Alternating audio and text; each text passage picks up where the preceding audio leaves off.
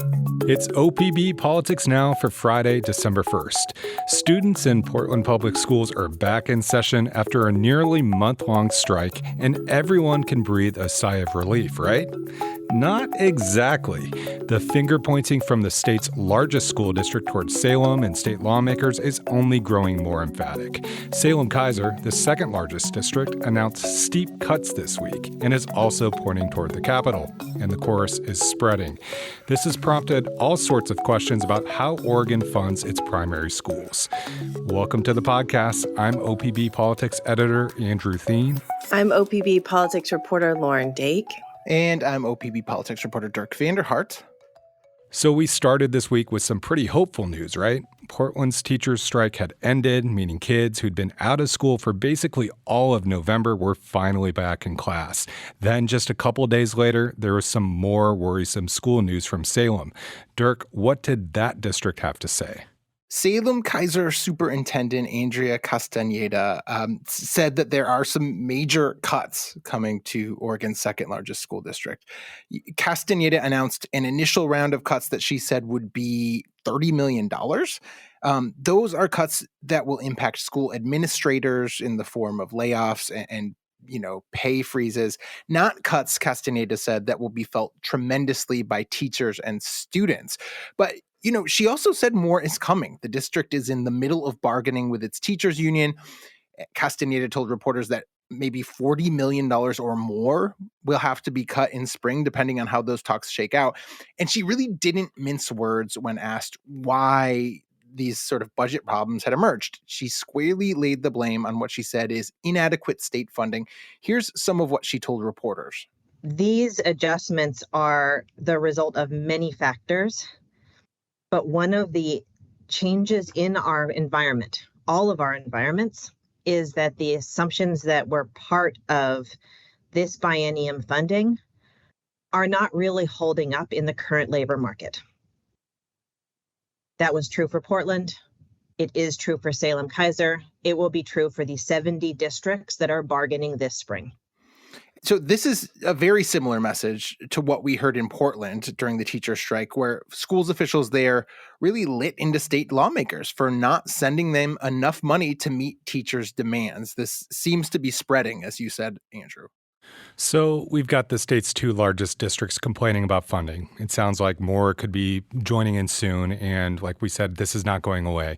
Lauren, maybe it would be helpful to start from the beginning. How does Oregon fund its schools to begin with? Let's say we're talking about my alma mater, Hoover Elementary down in Medford. How does it get money to ensure brilliant students from Jackson County like yours truly are getting the education that they need? Andrew, I'm not sure anyone can really explain the root of your brilliance, but I will try to boil down and simplify school funding, which can get pretty complicated pretty quickly. So the high-level view of this is that Oregon relies on a combination of state, local, and federal dollars to support school systems across the state. The biggest chunk of the school district's budget comes from funding appropriated by the state legislature every 2-year budget cycle. So every 2 years, lawmakers pass a flurry of budgets, to fund the Department of Corrections or the Oregon Health Authority. And one of the biggest state budgets is the K-12 budget. And the legislature mainly draws on 3 pots of money to fund this budget. 1, the general fund, which is made up of income taxes. 2, lottery receipts, so ticket sales from lottery tickets. And the 3rd is a relatively new Student Success Act funds, which created a new corporate activity tax in 2019, and that also goes towards schools. So the money passed out every 2 years by the lawmakers then goes to 197 school districts, 19 educational service districts, ESDs, and is then dispersed to those schools based partly on enrollment numbers. So how many kids are at each school? Okay, clear as mud, right? And has that always been the way that we've funded schools in Oregon? No. So if you start talking about school funding for really any amount of time, a couple of ballot measures from the 90s will eventually come up. That's Measure 5, which voters passed in 1990, and Measure 50, which passed in 97. These were pretty complex anti-tax measures, but what they essentially did was vastly limit what proportion of local property taxes could be spent on school districts, and they also reined in the growth of property taxes over time. So that's a significant change over time when you go back to the 90s, right? What's been clear recently is that there's a lot of disagreement about what level schools should be funded at. Lawmakers believe they passed a pretty remarkable schools budget this year, but now we have districts like Portland and Salem pleading poverty. What accounts for this difference? There was a dynamic you might remember from the Portland teachers strike where the two sides, the union and the school district, just could not agree on what the actual financial picture was. That caused a lot of problems. It elongated the strike. And, a similar thing tends to happen in Salem where school budgets are concerned.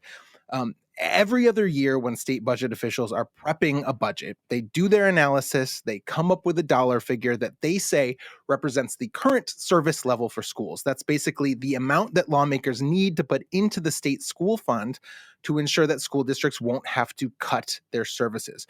The problem is that number is kind of widely maligned.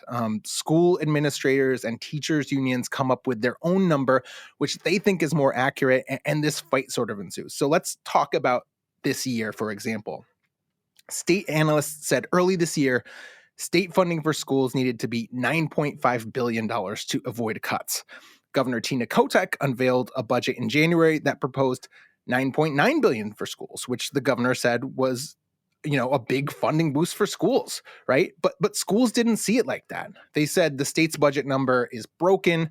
They argue, the state analysis doesn't account for the full nuance of the things it takes to run a school, what inflation looks like, what labor costs are, what insurance costs are across all 197 districts. School officials argued that the real number to avoid cuts was $10.3 billion, far more than the governor was proposing. Lawmakers wound up almost getting there. We ended up at $10.2 billion. But the point is that there is just a big difference, a big delta in what various weighty forces say schools need. And that produces this problem every 2 years when we're creating a budget. Okay, let's dive into the nitty-gritty even more. Lauren, there's another formula that's central to education funding in Oregon, one that may not be familiar to parents who are just sort of hoping their kids are learning to read and do math and all that regular kid stuff. What is this formula? Why is it important? It's the QEM, or the Quality Education Model. And someone described it to me like it's kind of like the blank check. It's what schools would look like if we had all the money we needed to really fund schools to a quality level. So that would mean, every classroom has a manageable class size. Every school has a librarian, a mental health counselor, a music and PE teacher. The teachers all have aides. So the QEM, it's essentially a mathematical model, and it takes in more than 400 data points, drilling down into details like how much it costs to keep the lights on and how much it costs to keep the hallways heated. And then they basically come up with the bottom line. And the state constitution requires that lawmakers actually fund schools to the degree that the QEM, or the Quality Education Model, calls for, but it's never actually happened. In 2009, the Pendleton School District sued the state, saying that the legislature was not meeting its constitutional duty to sufficiently fund schools. And the Oregon Supreme Court basically said, okay, lawmakers, if you cannot meet this constitutional funding duty, which they were clearly not doing, they were essentially let off the hook as long as they published this report explaining what the QEM calls for and why they couldn't meet it. And so not only do lawmakers never meet this goal, there's actually usually a very significant gap between what the QEM calls for and the degree which schools are actually funded. So how does this all play out in Salem when you have these competing numbers, competing formulas, and that revenue landscape you two have covered so closely for years now, which is also volatile? I mean, it's messy. It's unsurprisingly pretty political.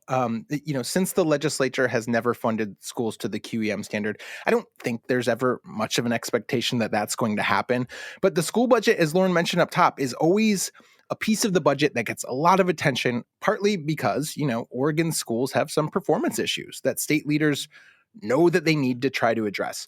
In the last couple budgets that I've covered, we've seen a dynamic where Democrats who run the legislature, who control the governor's office, have made the case that they're offering a pretty ample budget to schools. That's partly based on that current service level that the state comes up with that some people think is inadequate, but they make that case. And that is often criticized by Republicans who think we should spend more. Now, the political aspect there is Republicans don't always agree with Democratic spending priorities.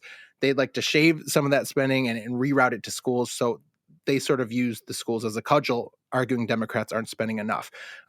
That's kind of the dance we've seen lately. And occasionally, as Lauren mentioned earlier, this messiness leads to a breakthrough, as in 2019, when the state passed a new business tax. We now have $1.5 billion a year roughly going to schools that we didn't have before. I think one of the most striking things about all this is that was seen in 2019 as this huge watershed moment, this Student Success Act that was going to break this logjam we'd seen in school funding for the decades. And here we are, 4 years later, and we have all these schools saying they're broke and it's the state's fault. And I think for some of the lawmakers that passed that bill, that's a little bit dispiriting. Staying with the political back and forth, though, it was telling back in early November when administrators at PPS came out saying that this is a broken system, right? And it sounds like the governor and other top lawmakers are suddenly in agreement, though.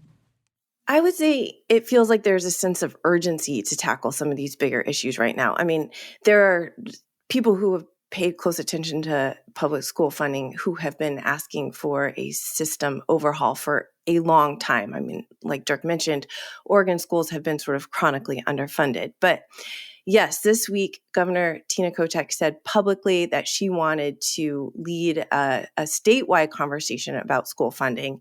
And she said specifically that it was time to take a, quote, deep dive into state funding and the methodology. So that the legislature just starts off with a better understanding of what K-12 schools really need, because I don't think that's always even clear to lawmakers as they start out on the budget process.